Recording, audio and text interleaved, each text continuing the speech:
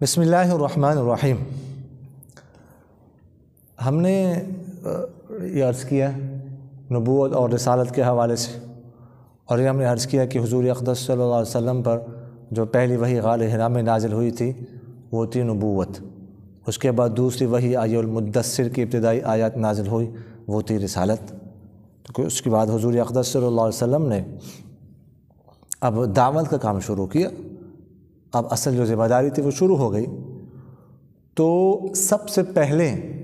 حضرت خدیجہ رضی اللہ عنہا ایمان لائی ہے، اور بعض روایتوں میں یہ آتا ہے کہ حضرت خدیجہ رضی اللہ عنہا نے بھی،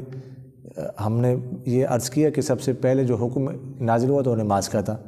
تو سب سے پہلے نماز بھی انہوں نے آپ صلی اللہ علیہ وسلم کے ساتھ پیر والدین شام کی نماز پڑھی ہے۔ وہ آپ صلی اللہ علیہ وسلم کے بعثت سے پہلے عیسائیت تھی، عیسائی وہ اصل شریعت وہ تھی، اصل عیسائیت تھی، لیکن مکہ مکرمہ میں جو ہے نا وہ عیسائی نہیں تھے، تو وہ تھے، تو اس لیے سب سے پہلے اہل قبلہ یہی ہیں۔ حضرت خدیجہ رضی اللہ عنہا نے آپ صلی اللہ علیہ وسلم کو بہت ساتھ دیا، بہت دلجوئی کی، حوصلہ افزائی کی، بڑی سمجھدار خاتون تھی، ہر طرح جو ہے نا آپ صلی اللہ علیہ وسلم کا ساتھ دیا ہے۔ اسی کا صلہ الخدیجہ رضی اللہ عنہ کو کیا ملا وہ ذرا سن لیجیے ایک روایت سیرت نبویہ ابن ہشام کی سیرت نبویہ میں ہے کہ ایک دفعہ حضور اقدس صلی اللہ علیہ وسلم غار حرا میں تشریف فرماتے، جبرائیل علیہ السلام کو اللہ تعالیٰ نے بھیجا کہ جا کے ایک پیغام پہنچا۔ پیغام کیا ہے؟ جبرائیل علیہ السلام تشریف لائیں اور آپ صلی اللہ علیہ وسلم سے کہا اقرأ علیہ السلام من ربها ومنی وبشرها ببیت فی الجنة من قصب لا صخب فیہ ولا نصب فقالت هو السلام ومنه السلام على جبرائیل علیہ السلام وعلیک یا رسول اللہ السلام ورحمۃ اللہ وبرکاتہ۔ جبرائیل علیہ السلام نے کہا آپ صلی اللہ علیہ وسلم سے کہ حضرت خدیجہ پر سلام پیش کرو، کس کی طرف سے؟ اس کے رب کی طرف سے، اللہ کی طرف سے بھی سلام پیش کرو، ومنی، اور میری طرف سے بھی سلام پیش کرو، اور خدیجہ کو رضی اللہ عنہا کو خوشخبری سنا دو ایک گھر کی جنت میں من قصب جو موتیوں کا ہوگا، لا صخب فیہ ولا نصب، نہ اس میں کوئی شور ہوگا اور نہ اس میں کوئی تکلیف کوفت ہوگی۔ اب حضرت خدیجہ کا جواب دیکھے، وہ یار یہ کتنی عقل مندی ہے، اب وہ کیا جواب دے گی، حیران رہ جاتا ہے۔ حضرت خدیجہ رضی اللہ عنہ نے کہا فقالت هو السلام ومنه السلام، یہ نہیں کہا، اب عقل مندی دیکھ، یہ نہیں کہا کہ رب کو پر بھی میرا سلام، یہ نہیں کہا، انہوں نے کہا وہ خود سلام ہے اور اسی سے سلامتی نکلتی ہے، یعنی اب میں رب پر کیسے سلام بھیجوں، وہ خود سلام ہے، سلامتی تو اسی سے نکلتی ہے، ٹھیک ہے، ہاں جبرائیل پر سلام ہو اور آپ پر سلام ہو اے اللہ کے رسول، یہ نہیں کہا کہ اللہ پر سلام، ٹھیک ہے، اللہ کا نام تو خود سلام ہے، یعنی اس سے آپ اندازہ لگا سکتے ہیں کہ وہ کتنی عقل مند تھی، کتنی دانشمندی کا مظاہرہ کیا۔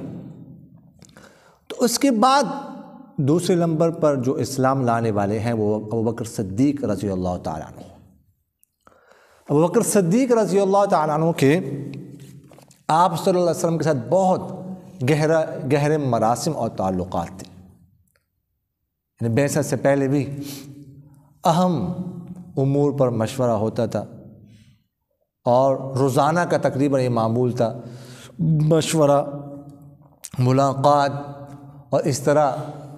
بیرونی ملک مکہ مکرمہ سے باہر اسفار میں، تجارتی اسفار میں ابوبکر صدیق رضی اللہ عنہ ساتھ رہتے تھے۔ ہم نے پہلے بھی اس حوالے سے گفتگو عرض کی ہے کہ ابوبکر صدیق رضی اللہ عنہ ساتھ تھے، اور طبیعتوں میں یکسانیت تھی کافی درجے تک۔ ابوبکر صدیق رضی اللہ تعالیٰ عنہ سے اس سے پہلے کئی خواب دیکھے تھے۔ ایک خواب کا ذکر شیخ محمد ابو زہرہ ذکر کرتے روضۃ الانف میں کہ ایک دفعہ ابوبکر صدیق رضی اللہ عنہ کہتے ہیں کہ میں خواب دیکھ رہا ہوں کہ چاند مکہ مکرمہ میں اترا، اور اس کی روشنی ہر گھر میں پھیل گئی، اور ہر گھر میں اس کا ایک ٹکڑا گرا چاند کا۔ اس کے بعد وہ ٹکڑے یکجا ہو گئے، چاند مکمل ہو کے میرے گود میں آ گیا۔ تو اس وقت جو اہل کتاب کے علماء تھے ان سے انہوں نے اس کی تعبیر پوچھی، تو انہوں نے بتایا کہ وہ نبی جس کے ہم منتظر ہیں اب ان کا وقت بالکل قریب آ چکا ہے، اور وہ نبی ظاہر ہوں گے، مبعوث ہوں گے، آپ ان کی اطاعت کریں گے، ان کا ساتھ دیں گے، اور سارے جہان میں آپ نیک بخت ہوں گے۔ یہ انہوں نے اس خواب کی تعبیر بتائی۔ حضور اقدس صلی اللہ علیہ وسلم کے عینی شاہد تھے ابوبکر صدیق رضی اللہ تعالیٰ عنہ۔ دیکھیے گا، حضر میں بھی، سفر میں بھی، اور میں نے آپ سے عرض کیا کہ تعلقات تھے پہلے سے تھے، تو آپ صلی اللہ علیہ وسلم کے جو خوبیاں تھی، جو صفات تھی، وہ پہلے سے دیکھ چکے تھے۔ وہ گویا کہ اللہ تعالیٰ نے آپ صلی اللہ علیہ وسلم کی رفاقت کے لیے ان کو چن لیا تھا، ٹھیک ہے۔ آپ صلی اللہ علیہ وسلم نے جو ہی دعوت دی فوراً انہوں نے قبول کی، ان کو جو ہی دعوت دی فوراً قبول کی۔ سبل الہدیٰ والرشاد ایک کتاب میں، اس میں آپ صلی اللہ علیہ وسلم کا ارشاد ہے کہ ما دعوت احدا الاسلام الا كانت عنده قبوة وتردد ونظر الا ابا بکر ما عکم عنہ حین ذکرته له ولا تردد، کہ میں نے کسی کو بھی اسلام کی دعوت نہیں دی، مگر جس کو بھی دی تو اس کا پاؤں پھسلا، اس نے تشویش کا اظہار کیا، اس نے غور و فکر کیا شروع، لیکن ابو بکر کے سوا، ابو بکر کو چھوڑ کر، ابو بکر کو جو میں نے دعوت دی نہ اس نے کوئی تردد کیا اور نہ کسی جھجک کا مظاہرہ کیا، فوراً اسلام قبول کر لیا۔ ابو بکر صدیق رضی اللہ تعالیٰ عنہ، ورقۃ بن نوفل رحمہ اللہ، اس طرح اور دیگر راہبوں سے آپ صلی اللہ علیہ وسلم کی پیشن گوئی سن چکے تھے، اس لیے کافی حد تک وہ مطمئن تھے۔ یعنی آپ صلی اللہ علیہ وسلم کے ساتھ پہلے بھی جیسے ہم نے عرض کیا کہ تعلقات تھے، گہرے تعلقات تھے، تو اگر آپ صلی اللہ علیہ وسلم میں کوئی خامیاں ہوتی نا، کمیاں ہوتی تو وہ دیکھ چکے ہوتے تو وہ قبول نہ کرتے، لیکن آپ صلی اللہ علیہ وسلم کا ظاہر اور باطن، خلوت اور جلوت برابر تھی۔ فرماتے ہیں کہ ایک دفعہ کیسے اسلام لائے وہ، ایک دفعہ ابوبکر صدیق رضی اللہ تعالیٰ عنہ بیٹھے ہوئے تھے حکیم بن حزام رضی اللہ عنہ کے پاس۔ حکیم بن حزام رضی اللہ عنہ کا نام ہم پہلے بھی عرض کر چکے ہیں، یہ حضرت خدیجہ رضی اللہ عنہا کے بھتیجے تھے۔ ان کے پاس بیٹھے ہوئے تھے تو حکیم بن حزام رضی اللہ عنہ کی باندی ان کے پاس آئی، اور وہ کہنے لگی کہ آپ کی پھوپھی کا خیال ہے۔ پھوپھی کون ہے؟ خدیجہ رضی اللہ عنہا ہے۔ ان کا خیال ہے کہ ان کے شوہر خاوند نبی ہیں، ان کو اللہ تعالیٰ نے نبی بنائے، رسول بنائے۔ ابوبکر صدیق جیسے کہ موسیٰ علیہ السلام کو بنایا تھا، ابوبکر صدیق رضی اللہ تعالیٰ نے جب یہ بات سنی تو خاموشی سی وہاں سے کھسک کے باہر نکلے، حضور اقدس صلی اللہ علیہ وسلم کی خدمت میں حاضر ہوئی اور ان سے کہا کہ آپ کیا کہتے ہیں؟ تو حضور صلی اللہ علیہ وسلم نے جو وحی کی تفصیل تھی ان کو بتائی۔ تو ابوبکر صدیق رضی اللہ تعالیٰ نے فوراً کہہ دیا صدقت بأبی و امی انت و اہل الصدق انت انا اشہد ان لا الہ الا اللہ وانک رسول اللہ۔ ابوبکر صدیق رضی اللہ تعالیٰ نے فوراً کہہ دیا کہ آپ سچ کہہ رہے، میرے ماں باپ آپ پر قربان ہوں، آپ سچے ہیں، اور میں گواہی دیتا ہوں کہ اللہ کے سوا کوئی معبود نہیں اور آپ اللہ کے رسول ہیں۔ اسی وجہ سے ان کا لقب صدیق پڑ گیا، پہلے مرحلے میں ہی انہوں نے تصدیق کی۔ تو سب سے پہلے ایمان لانے والے خدیجہ، دوسرے نمبر پر ایمان لانے والے حضرت ابوبکر صدیق رضی اللہ تعالیٰ عنہ۔ اچھا، ان کی صفات جو حدیث شریف میں آپ صلی اللہ علیہ وسلم نے بیان کی نا دونوں کی، حضرت خدیجہ اور حضرت ابوبکر صدیق رضی اللہ عنہ کافی یکسانیت ہے۔ حضرت عائشہ رضی اللہ عنہ کہتی ہے نا کہ آپ صلی اللہ علیہ وسلم، یعنی بات کی بات ہے، مدینہ منورہ میں بات ہے، جب بھی گھر سے باہر نکلتے نا تو حضرت خدیجہ کا ذکر کر کے ان کی تعریف کر کے نکلتے تھے۔ تو ایک دن مجھے آئی غیرت، تو میں نے کہا وہ بوڑھی، اس بوڑھی کا ذکر چھوڑ دے، ٹھیک ہے، آپ کو اللہ تعالیٰ نے اس سے بہتر بیویاں دی ہیں۔ تو حضور اقدس صلی اللہ علیہ وسلم غضبناک ہو گئے، فرمانے اللہ کی قسم ایسا نہیں ہے، اللہ کی قسم اس سے بہتر بیوی اللہ تعالیٰ نے مجھے نہیں دی۔ وہ اس وقت ایمان لائی جب لوگوں نے کفر کیا، اور اس وقت اس نے میری تصدیق کی جب لوگوں نے میری تکذیب کی، مجھے جھٹلایا، اور اس وقت اس نے مال سے میرا تعاون کیا جب لوگوں نے مجھے محروم کیا۔ اس سے یعنی خدیجہ سے اللہ تعالیٰ نے مجھے اولاد دی، جبکہ دوسری بیوی سے کوئی اولاد نہیں۔ حضرت عائشہ رضی اللہ عنہ کہتے کہ اس کے بعد میں نے فیصلہ کیا کہ کبھی خدیجہ کے رضی اللہ عنہ کے خلاف کوئی بات نہیں کر۔ اچھا اب یہ دیکھیے گا، یہ صفات خدیجہ رضی اللہ عنہ کی ذکر کی نا، اسی طرح ایک لمبا واقعہ ہے، اس میں تفصیل میں جانے کی ضرورت نہیں۔ ایک دفعہ ابوبکر صدیق رضی اللہ عنہ اور عمر رضی اللہ عنہ کے درمیان کوئی تلخی ہوئی، ٹھیک، تو ابوبکر صدیق رضی اللہ تعالیٰ آپ صلی اللہ علیہ وسلم کے پاس آئے، اس کے بعد عمر بھی آئے، تو بات پتہ چل گئی آپ صلی اللہ علیہ وسلم کو نا، تو آپ صلی اللہ علیہ وسلم نے غصے کا اظہار کیا، بڑی تکلیف ہوئی، فرمایا حضرت عمر سے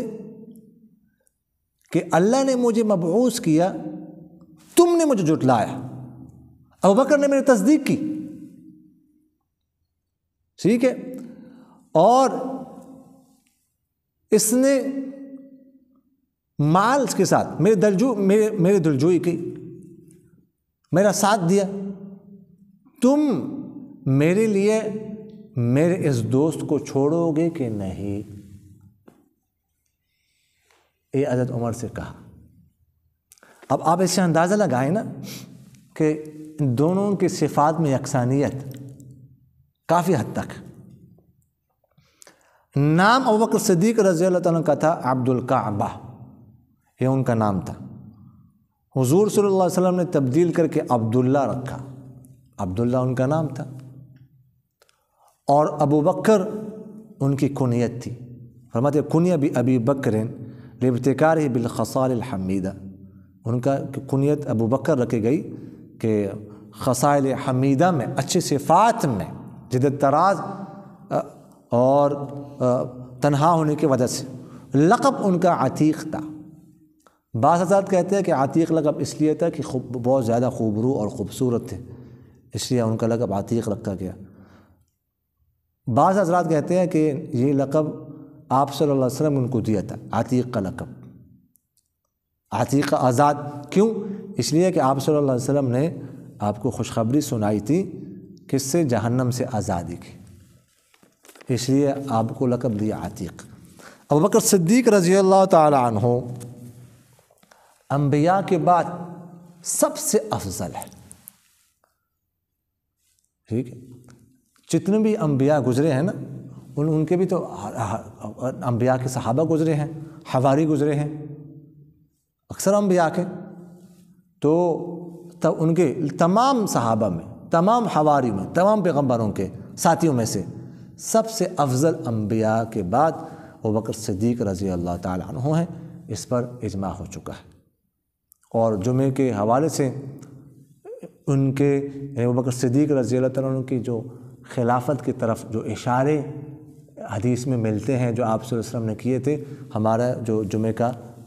موضوع تھا وہ بھی اسی کے بارے میں تھا۔ امید ہے کہ آپ جمعے کا بیان آپ لوگوں نے سارا شروع سے آخر سے سنا ہوگا، وہ اسی کے بارے میں تھا۔ جیسے حضرت موسیٰ علیہ السلام اور ان کے بھائی ہارون نبی تھے اور وہ حضرت موسیٰ علیہ السلام رسول تھے، وہ نبی ویسے کیا ڈفرینس ہے؟ بہت بدل ہے، رسول ہوا جس پہ کتاب اور شریعت نازل، ہاں وہ جو نبی ہوتا ہے اس پہ شریعت کتاب کوئی نازل نہیں ہوتی نا، کیسے پہنچاتے ہیں لوگوں کو؟ اب دیکھو وحی تو آتی ہے نا، وہ پچھلی شریعت کو فالو کرتا ہے، اچھا پچھلی شریعت کو فالو کرتا ہے، پچھلی شریعت کو فالو کرتا ہے نا، جو پہلے پیغمبر گزرے ہیں نا ان کی شریعت کو فالو کرتے ہیں، باقی وحی آتی ہے لیکن شریعت نہیں ہوتی، رسولوں کا جو پچھلی شریعت منسوخ کر کے پچھلی شریعت منسوخ کر نئی شریعت میں ہاں جی آمین. الحمدللہ رب العالمین والعاقبۃ للمتقین والصلاة والسلام علی خیر خلقہ محمد وعلی آلہ واصحابہ اجمعین. اللهم اجعلنا مفاتيح للخير ومغاليق للشر، اللهم لا تجعلنا مفاتيح للشر ومغاليق للخير، اللهم اغفر لنا واختر لنا، اللهم اغفر لنا واختر لنا. سبحان ربك رب العزة عما يصفون وسلام على المرسلين والحمد لله رب العالمين. آمين يا رب العالمين برحمتك يا أرحم.